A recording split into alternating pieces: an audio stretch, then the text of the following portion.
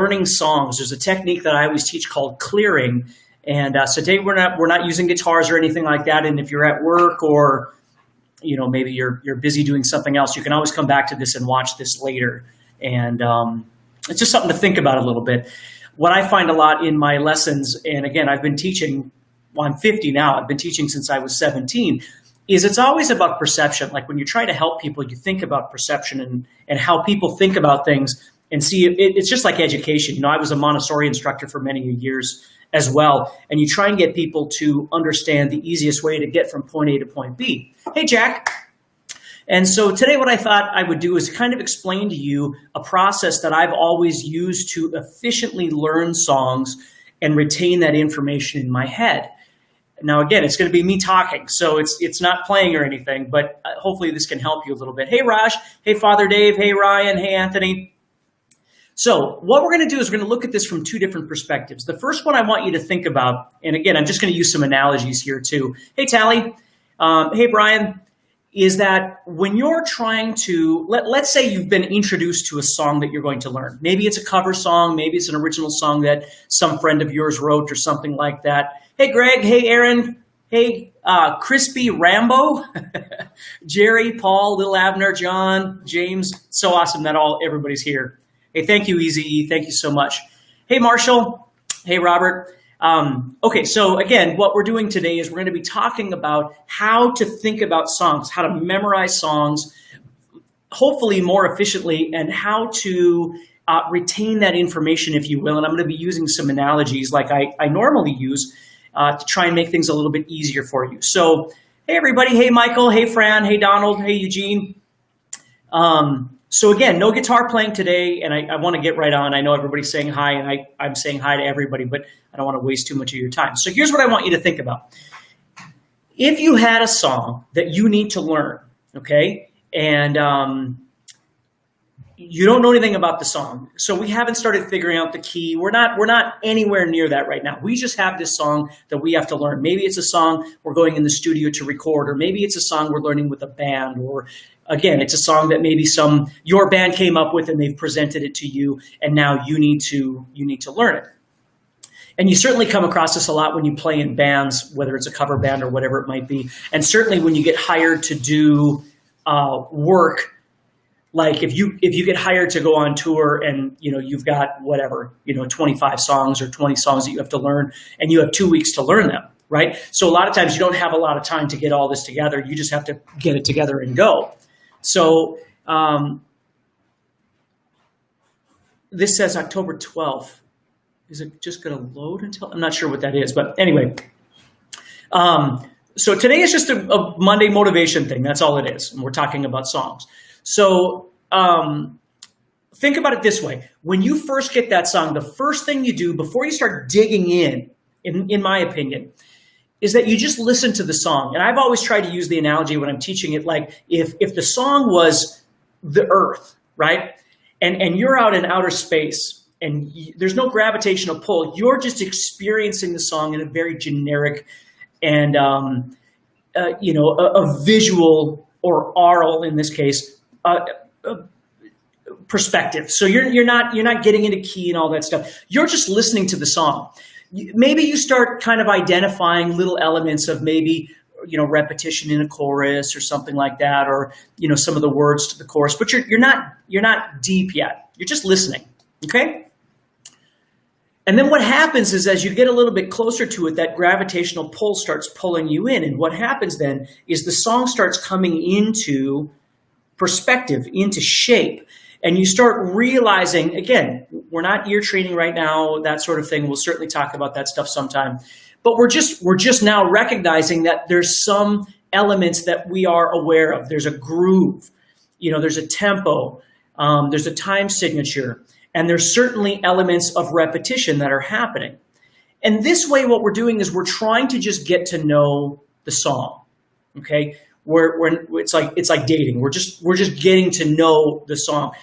We're not getting married, none of those things. We're just trying to get comfortable with what's happening. So that's where this whole thing starts before we get to what I'm going to talk about, which is clearing. Okay, we just start trying to become aware of things. And then what we do is we move in even deeper and we start really making a connection to the elements. Okay, and there's always this thing that I call red flags. Now, red flags are like when you're listening to the song, maybe you're driving in your car and you're listening to the song and you start recognizing that this section here moves to this section here.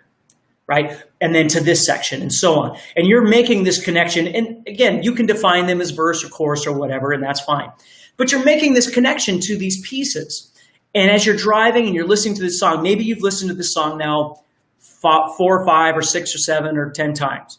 Okay? And you're becoming aware of how each piece is kind of connecting to each next piece. Red flags for me are the parts where you're not You go, oh, crap, I didn't realize that was there. I keep forgetting that that's there, okay? That's a red flag thing. You just pin that little part with a red flag and go, okay, so I know that that's going to be an issue. Now, again, we're not talking technique or anything. We're not there yet. We're just orally listening to the song at this point. So once we get to that point where we've kind of worked out the overall general idea of the song, now what we're going to do is we're going to jump in. Hey, Peter. Hey, Joseph. Hey, AD. Hey, Aaron.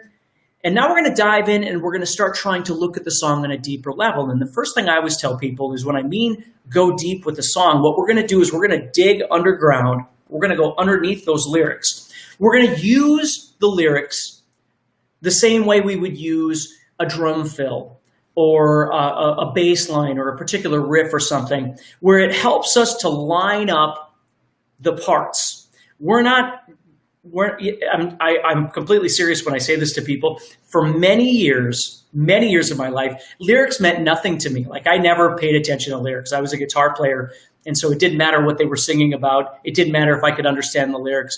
It's only been in the last few years that I've really learned to appreciate lyrics, which is probably not good on my end, but that's the way it was for me. So I could go deep, I could go underneath the song, and I could use those lyrics to help me line up the sections of the songs or the song that I'm trying to learn. I could use it as a tool, but I wasn't, because think of it this way. This happens to me all the time. I'm driving in the car and I'm listening to the song and I'm trying to get in tune with the tune. And then all of a sudden I'm thinking about what I want for lunch. And then you come back and go, oh crap, I missed part of the song, right? Or you start listening to the lyrics maybe, and then, or whatever it might be, and you're distracted from that deepness of going in and really thinking about the organization of what you're trying to do. So once we've got that happening, now the question comes up, well, how do we learn the song? Now we've got an idea of this. Okay, well, the beauty of that is that we know where elements of repetition are happening. So it's not like, let's say it's a 4-minute song. It's not like you have 4 minutes of learning to do. If you can recognize the repetition elements, once you learn that element, we'll get to technique in a bit here, but once you learn that element, you already are aware that it's going to go here and here and here, but there's this and this and this and this red flag thing that you're not really sure about. And if you have any element of ear training, maybe you're already kind of figuring out what you think the chords are or whether they're major or minor, that sort of thing. And again, we'll get into an ear training discussion sometime in the future, but this way, we're kind of already making this more efficient because we're not going in blindly. We're not just going in and trying to learn a song we don't know or we've never really become intimate with. We're actually learning something that we really have listened to 5 or 10 or 15 or 20 or however many times. We've gone in there and we've listened and we know what we want to do.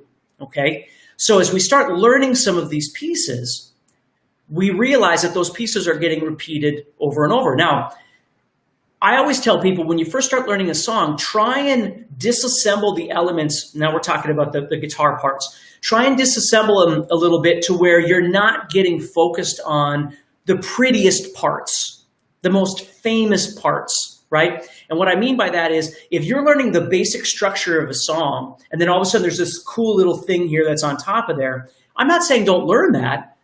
That's great. But again, let's say you had a deadline and you were trying to learn this song. You've never played it before, and you can already tell that it's going to give you a little bit of challenge by just generally listening to it. You don't want to get dissuaded or kind of off the beaten track because of some lick that's in there that now you're spending 3 hours trying to memorize. Again, I'm not saying you shouldn't do that, I'm saying you shouldn't do that right now, because the most important thing is you learn what we call the bed. You learn that basic function or basic structure that's going to get you through this song.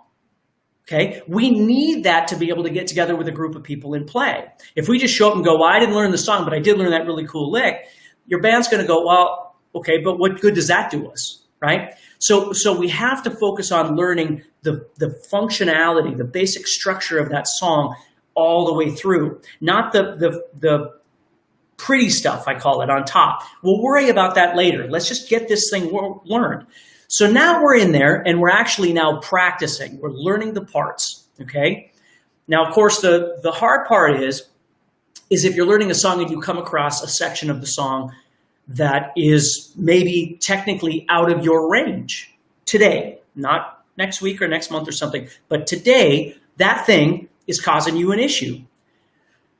Well, again, it depends on if you have a time limit. If you have a time limit, you can sit and practice that over and over and over. But again, what I want you to do is I want you to kind of gloss over that at this point and try and learn this bed. Now, if there are 12 of those elements in this song, just hypothetically, that are going to give you big issues because technically they're above your level at this point, and I'm not being negative, I'm just being honest, then you have to look at it realistically and go, I'm not sure if this is going to happen because I need more time to develop all of this stuff.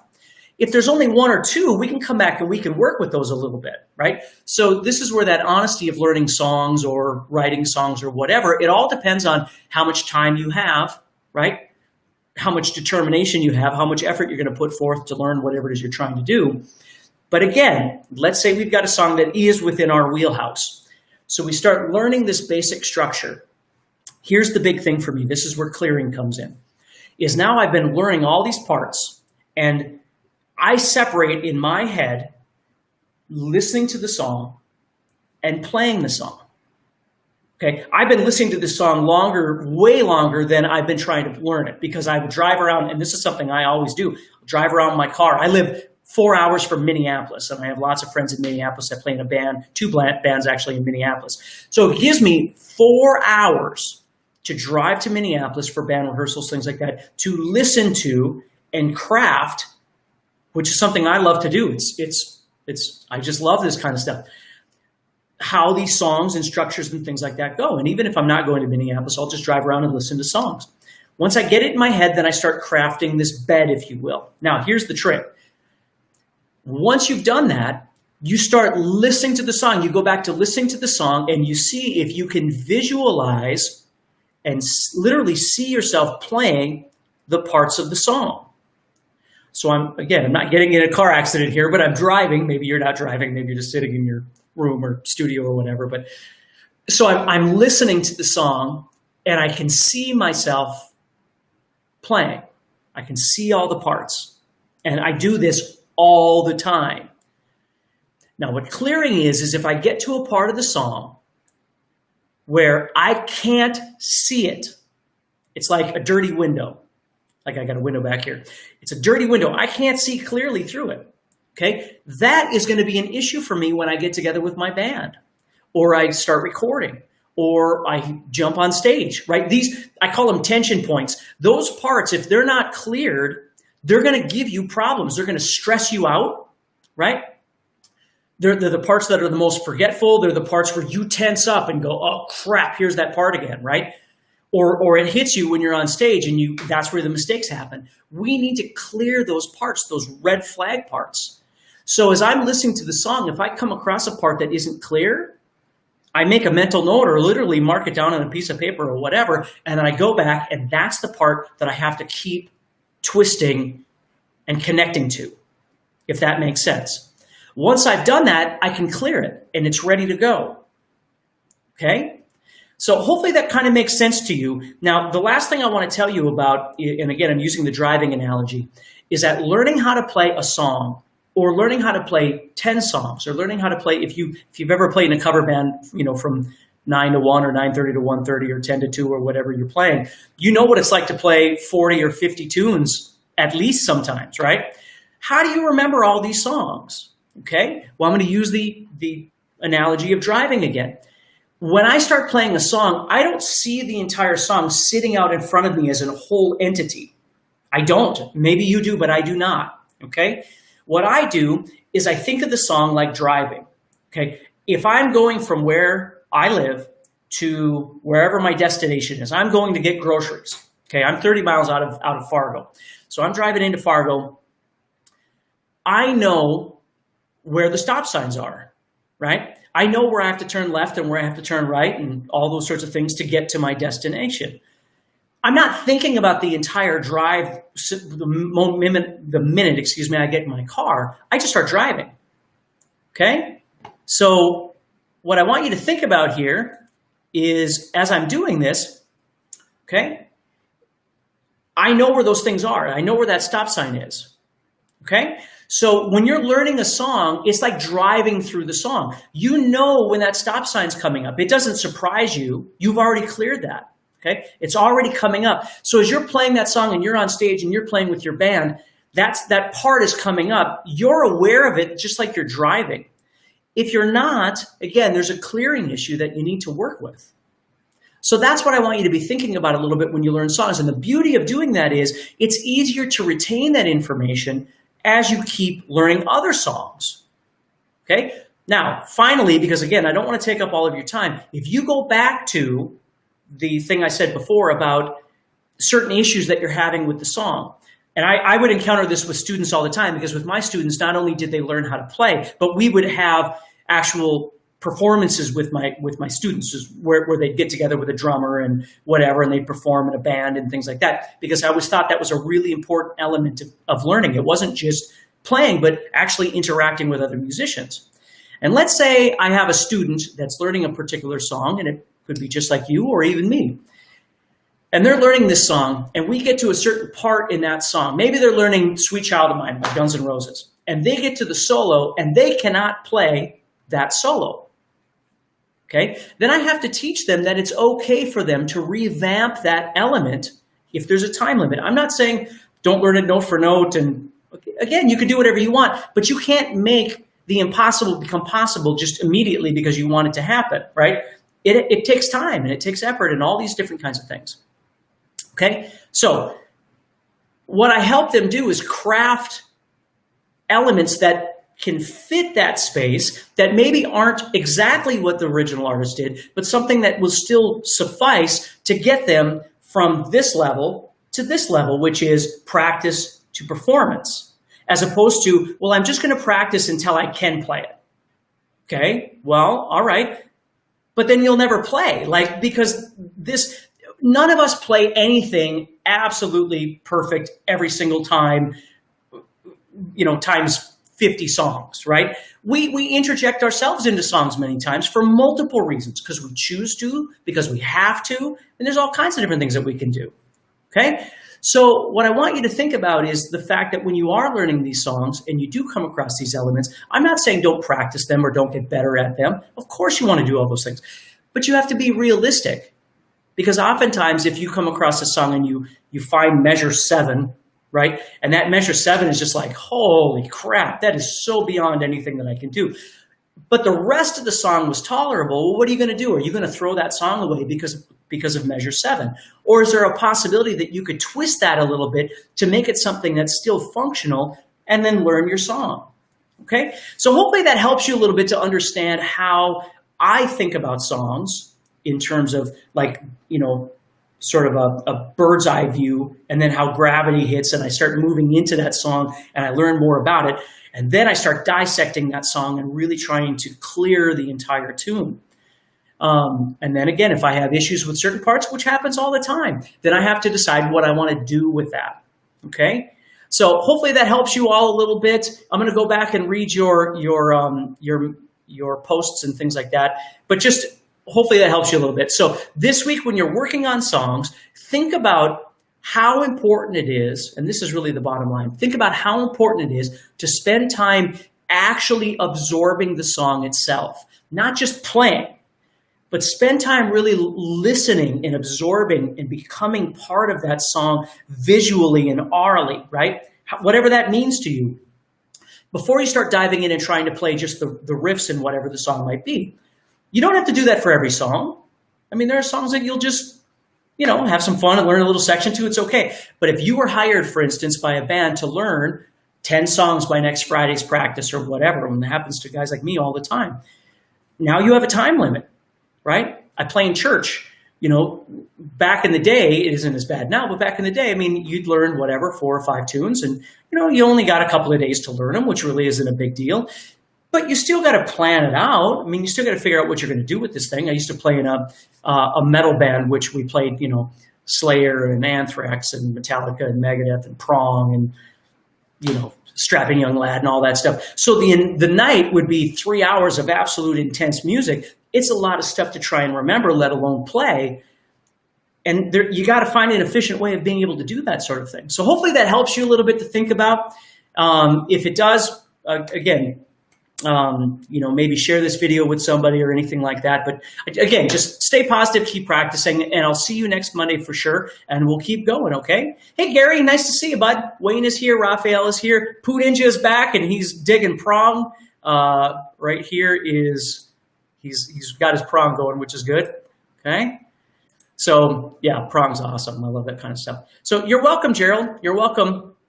You're welcome, White Rabbit. Thank you so much. Everybody take care, stay positive, and I'll talk to you soon, okay?